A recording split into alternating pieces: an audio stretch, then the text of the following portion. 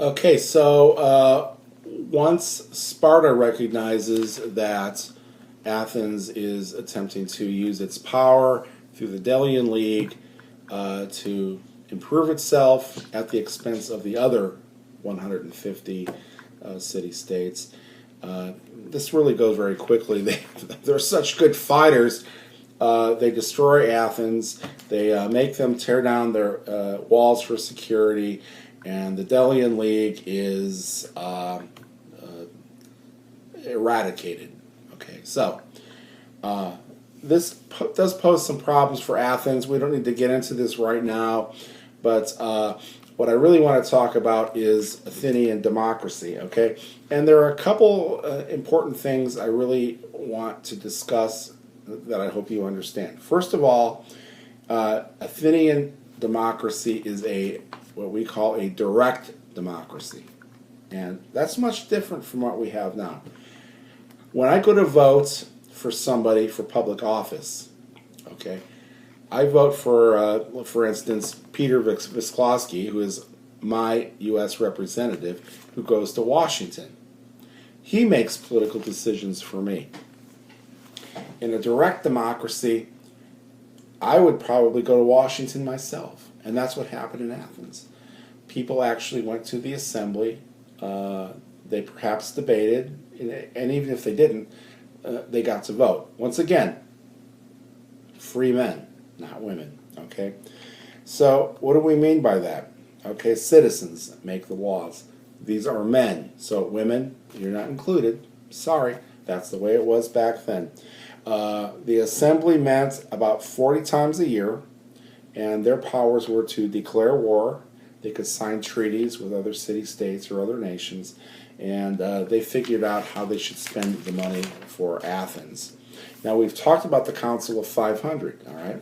And you all should know that by now because we talked about that today in class, all right? But the Council of 500 did stuff like manage the ports and military installations. And ports are very important because for trade, you need to make sure that the ships are coming in, coming out, and you have goods coming in and coming out, so you have a very strong economy, okay? There are also 350 magistrates. They're chosen by lot. That means everybody who is a free citizen, their name is put in, and randomly your name is chosen. And what do these people do? They do the jobs of a regular townsperson. They do stuff like they collect fines, okay?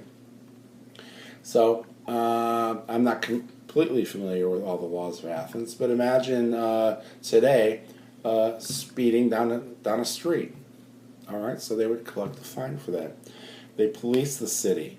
They repair streets, and they inspect markets to make sure that people are selling what they say they are, and they're according to the weights they want. And they also appoint generals. There are 10 generals in Athens. And that's based upon what your military service is and what they think that your expertise is. Okay, so I want to read a few quotes to you. And these are not my quotes. These are from authors that I've found some very good readings from. So let's learn what some of the other authors have said about Athenian democracy. Such an arrangement rested on the assumption that the average citizen was capable of participating intelligently in the affairs of state, and that he would, in the spirit of civic patriotism, carry out his responsibilities to his city. So civic patriotism, what does that mean? What that means is that you are so connected to your city-state that you understand that you have a very strong responsibility for carrying out very specific duties to making sure that your city-state survives, regardless of what your personal feelings are. Your feelings are secondary to the success of the states. Okay, that's very important. This author goes on to say that excellence was equated with good citizenship, a concern for the good of the community that outweighs the personal aspirations. And I just said that.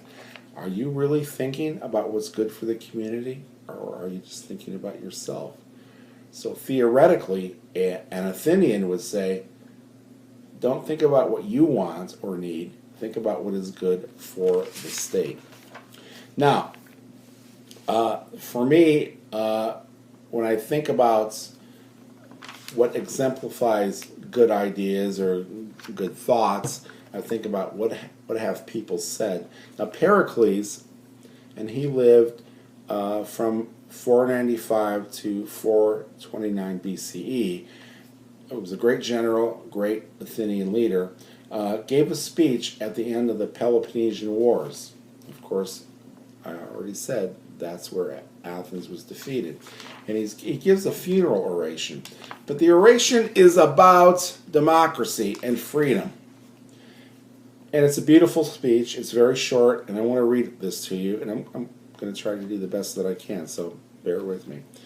Pericles says, "We are called a democracy, for the administration is in the hands of the many and not of the few. But while the law secures equal justice to all, alike in their private disputes, the claim of excellence is also recognized. He is selected for public service as the reward of merit. Neither is poverty a bar, but a man may benefit his country, whatever may be the obscurity of his condition. There is no exclusiveness in our public life, and in our private intercourse we are not suspicious of anyone or anyone who's another, nor angry with our neighbor if he does what he likes. We do not put on sour looks at him, which, though harmless, are unpleasant. A spirit of reverence pervades our public acts. We are prevented from doing wrong by respect for authority and for the laws." So, what I like about what Pericles says is, first of all, he says, toward the end, we should respect the freedom of what people do. All right? And we may not always agree with what they do or what they say, but we understand that in a democracy, people are different. They have different viewpoints. They have different ways of thinking about the world. Can we not respect that? Do we have to all be cookie cutters and be the same? He says no. In a democracy, we give people the legal right to live the way they want to. He probably would say, as long as they don't hurt somebody else. He doesn't say this in the speech, but that's probably what he means, okay? So a democracy means that we respect others. The other important thing he says is, it doesn't matter whether you're rich or you're poor. If you sit in the assembly, your point of view, whether if you're the lowliest farmer who is in the dirt, picking onions, growing garlic, you got no money, your voice in the assembly is just as important as the guy who is making a lot of money and maybe very well educated. Okay. A couple things about Athenian democracy, and Aristotle talks about this. They don't think, okay, and I want the women to consider this, because throughout history, and we've talked about this in my class, with few exceptions, women are considered to be very inferior. And Aristotle, I guess he's a great philosopher. I don't really like Greek philosophy that much anymore. He says, the male is by nature superior, and the female inferior. The one rules, and the other is ruled. Who's ruled and who rules? You already know the answer to that. So women's sphere of influence for Aristotle is in the home. The men make decisions outside the home. All right, so that's the bad thing about Athenian democracy. That's improved, at least today, okay? So, but I want to read a few more quotes. Athenian democracy embodied the principle of the legal state, a government based not on force, but on laws debated, devised, altered, and obeyed by free citizens. One more quote and then I'll talk. This could only happen in a society where the rational mind is respected. By removing myth from the sphere of politics, government could be something that people create to satisfy human needs. These two paragraphs are very important. First of all, it's the idea that law is the thing. Written law is the thing that makes us free. In our current society, we talk about war in a way that makes us free. We talk about soldiers making us free. What they are talking about here is that when we have law that is respected and obeyed by people, by the courts, by lawmakers, we are free. It is not through warfare. It is not through the fight. The other point is that we have human needs. Problems occur. We can't ask for anything else except for human beings to try to figure out what we must do as humans to make our lives successful or happy. It is up to humans to decide. We make those decisions, although as imperfect as they are, to make ourselves happy. It's nothing out there. Okay?